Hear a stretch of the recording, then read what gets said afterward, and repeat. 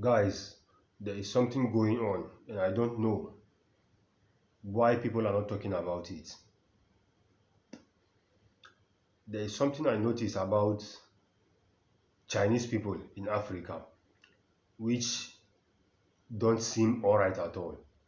You see, the Chinese people have invested heavily in Africa in many aspects, be it farming or manufacturing, mining, and agriculture. But one place that they refuse to invest in Africa is the field of technology. I don't know if you are aware of that. There is not, according to to the best of my knowledge, there is not a single Chinese company in Africa that produces phones, laptops, or any gadget that we can be able to use in Africa, be it electric bulbs, refrigerators, air conditioners, and many more. These are the few that I can remember as of now. They are not investing in the areas that they know quite well that if they do in the near future, we will overtake them.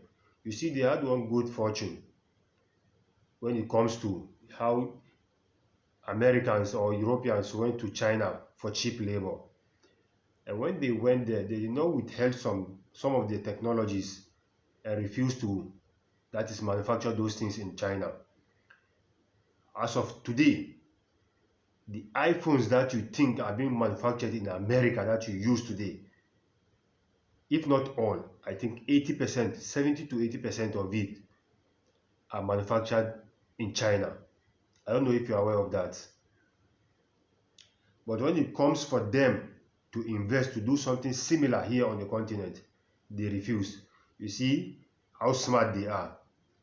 But most of our people did not sit down, sit back and think about the investment these people are doing in Africa. Even though I do appreciate it, they created jobs for many of our youths. They created jobs which the government failed to do. But on the other hand, when you look at the kind of jobs that they created, it is a kind of job, they are the kinds of job that they use to milk the continent back and siphon the money back to their homeland, China. I don't know if you have noticed that. Just think about, sit down and think about the kind of investment they are doing in Africa.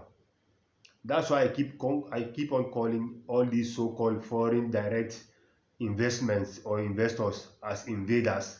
They are nothing but invaders. But you can't blame them.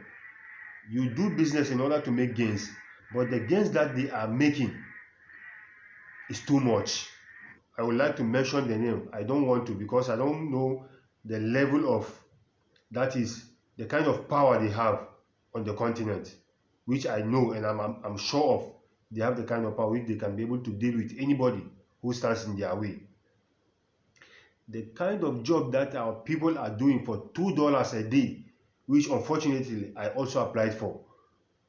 Meanwhile, I was told that it was $157, $157 per month. But when I started the job, I was told that it's $60 per month. But I've already started. What can I do? And they pay instrumentally two weeks. I'm waiting for the first cut. The moment I collect my pay for the first 2 weeks, I'm out of it. The kind of jobs that they are giving you as an African to do in their companies, they will never, or they will not allow their own Chinese people to do such jobs in their country or here in Africa. It is a bone-breaking jobs that they give our people to do. And most of our people have no choice but to do it, since you don't want to steal and you have bills to pay. You have no choice but to do it. $2 a day from 8 o'clock to 5 o'clock in the evening. $2. It's not even much to feed you 3 square meals a day. And yet most of our people gladly accept the jobs because they have no choice. You see, this is one of the things that this so-called government or demon crazy that we have in Africa are causing. These are the problems that they are causing. That our people needs to wake up. Our people needs to wake up. The kind of job that our people are doing in this so-called factory or these so-called companies is not fair.